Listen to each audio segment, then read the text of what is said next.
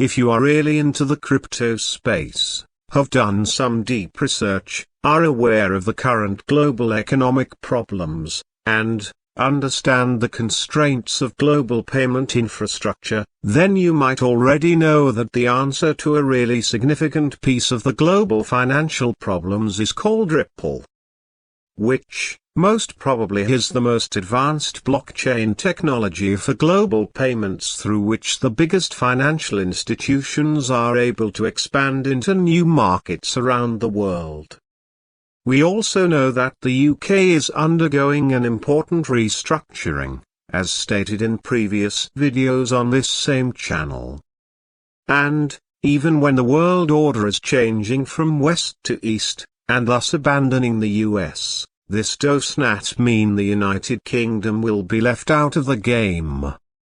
As you might know, it is true that in the last 100 years, or so, the apparent center of the world has been America. However, behind the curtains, the UK has never lost its power and influence.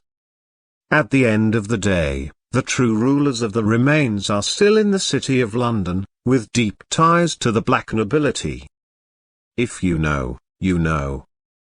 So, if this is all true, which it is, it should not surprise you that the UK is actually not planning to go down with the rest of the West on its inevitable upcoming spiral of depression.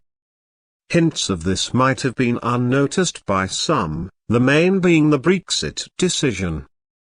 Knowing all of this, then it makes sense that they're playing on both sides during this transition, publicly with the West as they want to squeeze them as much as possible, but behind the scenes and in enigmatic ways, with the East.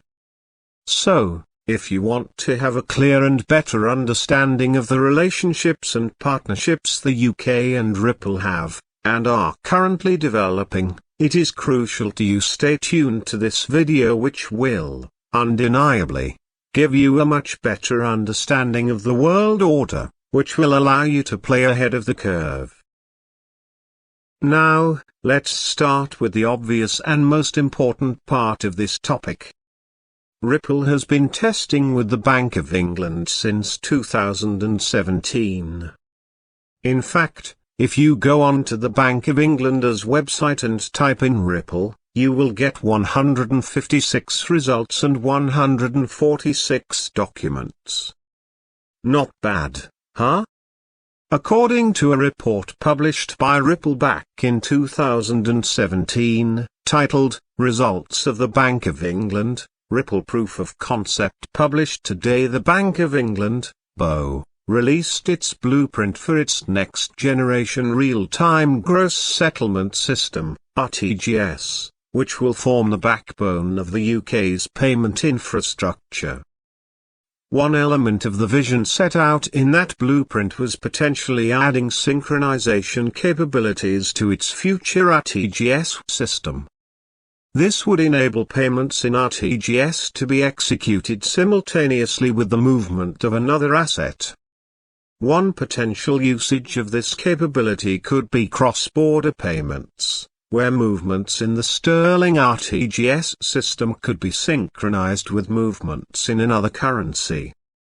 The report textually states that, through its fintech accelerator, the bank selected Ripple earlier this year to test whether blockchain technology could enable this global RTGS capability, and today released summary results of the proof of concept. The Bank of England's proof of concept specifically looked at how Ripple's solution could support the synchronization of cash movements made using two simulated RTGS systems utilizing the open-source Interledger protocol.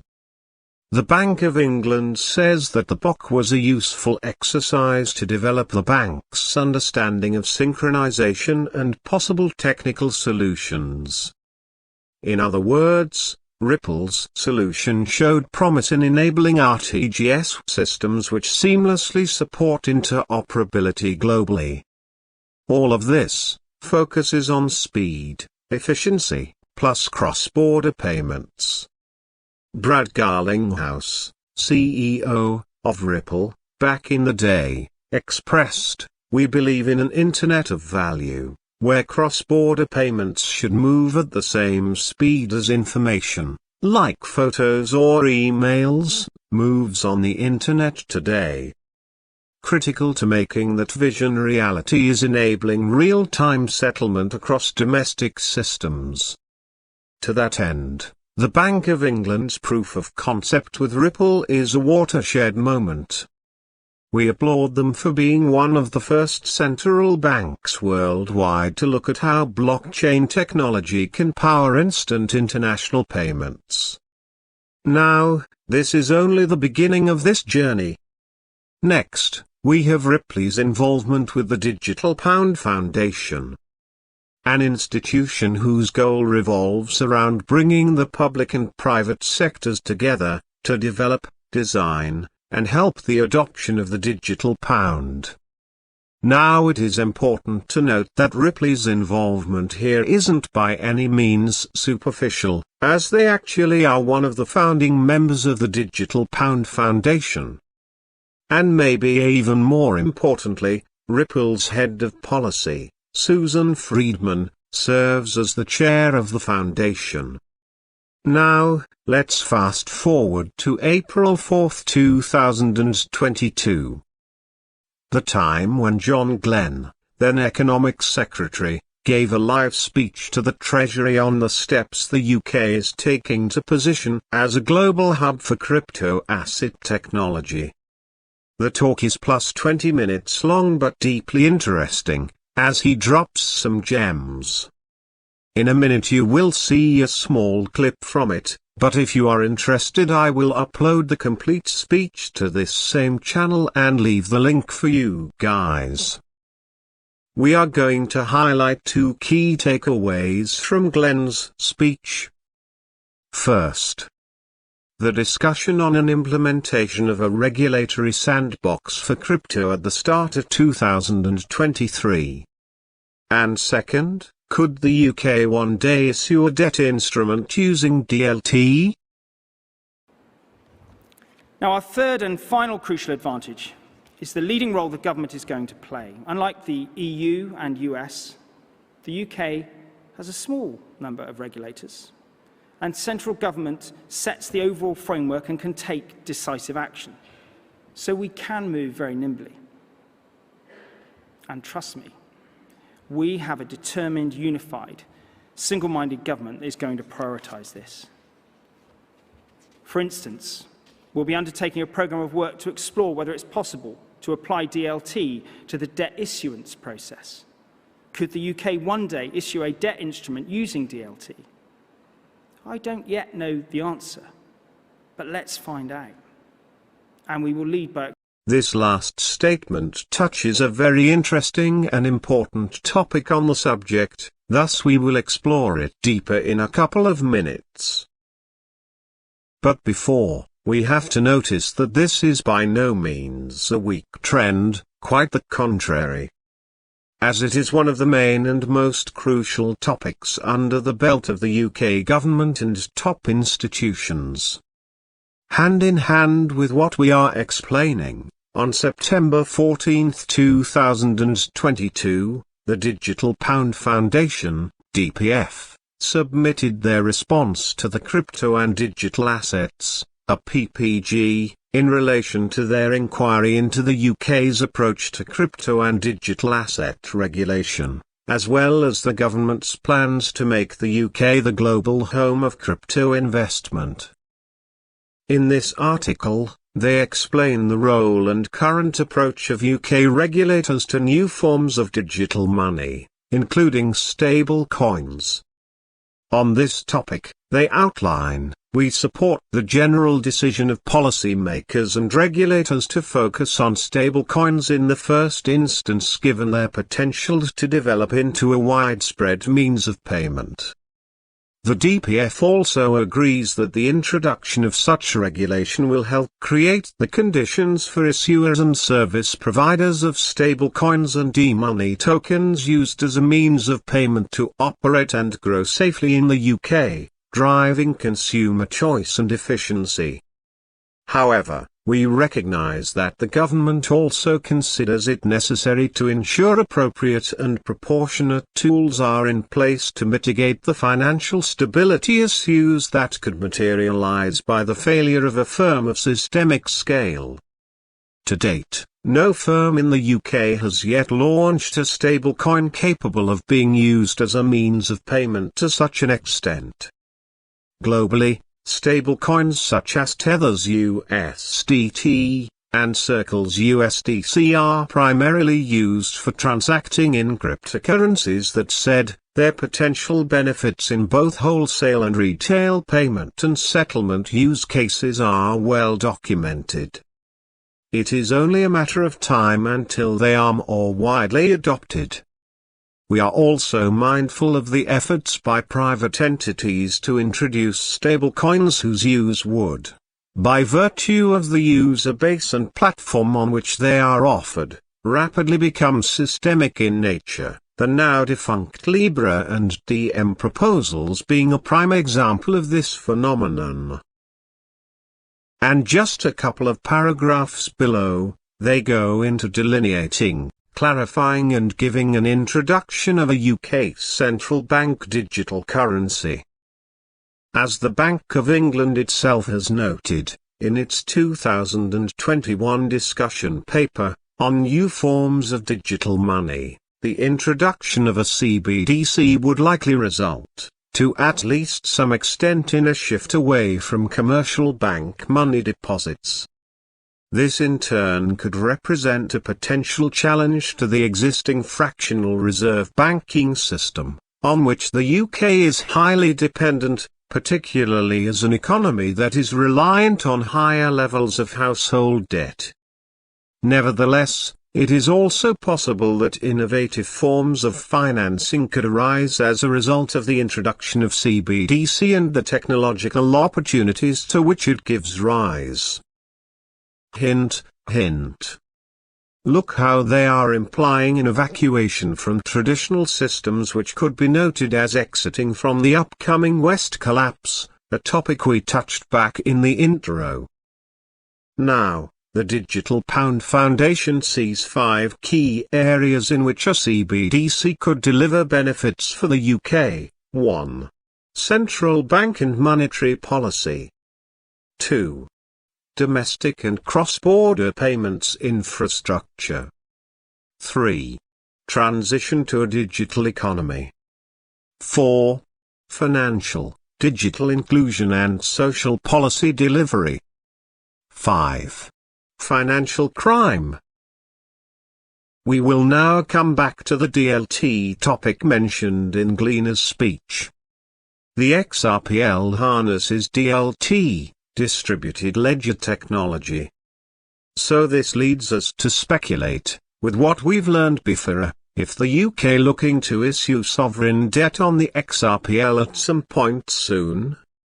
A point we should keep in mind is that the UK debt currently sits at almost £2 trillion.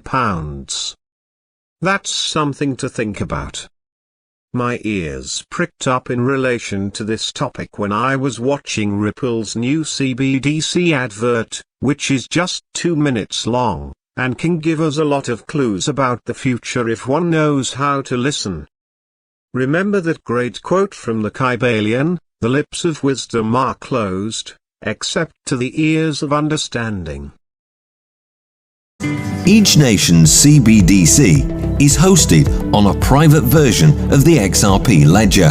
Access by participants is granted by the administrator and fully secure. Using Ripple's CBDC solution, the central bank has full control over supply, allowing them to increase supply or redeem it. And through a standard API and multiple SDKs, integration into existing systems is simplified and suitable for traditional and non-traditional participants. Additionally, the central bank can issue other assets and allow participants like commercial banks to do so. The central bank can also authorize who holds the currency on the ledger, whether that's held directly by consumers or through commercial banks. Transactions typically settle in seconds compared to days, making CBDCs suitable for use cases like retail point of sale. This can open the door for real-time salary payments and collection of tax at point of sale, which gets funds to an institution or a consumer faster while eliminating debt risks. CBDC data is fully controlled and auditable by a central bank, allowing for its analysis in support of monetary policy. And the data maintains transaction privacy while still allowing for regulators to monitor for criminal activities. Finally, a Ripple-designed CBDC can provide a means to bridge disparate currencies through XRP. Its inherent interoperability can allow for connection with other central bank ledgers for efficient cross-asset and cross-border transactions. This can be done with cross-issuance, using XRP as a bridge currency or via cross-ledger communication protocols. This reduces the risk that institutions are forced to accept when transacting across multiple networks or currencies in the current system. The creation of a CBDC provides powerful benefits for the economy and people of an adopting central bank. It's technology that places trust in digital money in the hands of a central bank that can guarantee accessibility to funds and the resulting services, as is the case with cash today. Note when it says, the central bank can issue other assets and allow participants like commercial banks to do so. Now, remember, at this point we are just speculating. However, this is super interesting and we might be up to something big. Another remarkable event is that back in May this year, Chris Larsen, who is Ripple co-founder, visited London and spoke to its mayor, Sadiq Khan, on an effort to help and have influence over the creation of a Silicon London. The focus of this trip, though, is money. Good to see you, sir. Next stop, a billionaire round table. So Silicon Valley, London have a lot in common. Fair to say these tech big hitters could lose $1 million down the back of the sofa and barely notice. The aim? To prize investments away from the Bay Area and over to its biggest tech competitor, Silicon London. The view may be more spectacular, but in truth, more and more venture capital has been flowing London's way in recent years, and the mayor promises as more and more investment comes, tens of thousands of jobs will follow. An additional interesting partnership is the affiliation between the University College London, UCL, and Ripple. They published an article titled Real-World Enterprise Applications of Digital Assets. Here, they explore the ways that enterprises can use digital assets to drive competitive advantage, from stable coins, utility tokens, and security tokens, to tokenized representations of intellectual property, supply chain goods, and documents. Now, to begin the dusk of this video, it is impossible to not mention the upcoming Ripple Swell event, which represents Ripple's annual flagship event that brings together the world's most influential voices across crypto, blockchain, payments, financial services, and economic policy. This will take place on November 16th and 17th. And, by this point, I am sure that you can guess where. Indeed, in London. And this is even more interesting once we get into account that in the past this event had been in places like the US and Singapore. Because of the importance that this represents to the company, it is common that Ripple announces something big at these events. What are the odds we will see something out of the Bank of England? Wholesale digital pound? Sovereign debt? Makes sense to use the XRPL and have XRP as a neutral bridge asset, doesn't it?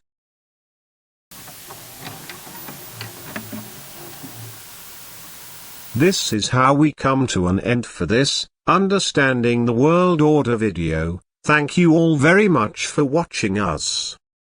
Like, subscribe, and feel free to drop any thoughts, ideas, questions, or whatever you feel like in the comments section. Also, in the description, I'll drop the links I used for this presentation in case you guys want to dive deeper into the topic. Please do not forget to like the video, share it with whomever you feel should have an understanding of it, and subscribe to the channel so you won't lose the next one. Talking about this, let me know in the comment section which topics would you guys be interested in me covering.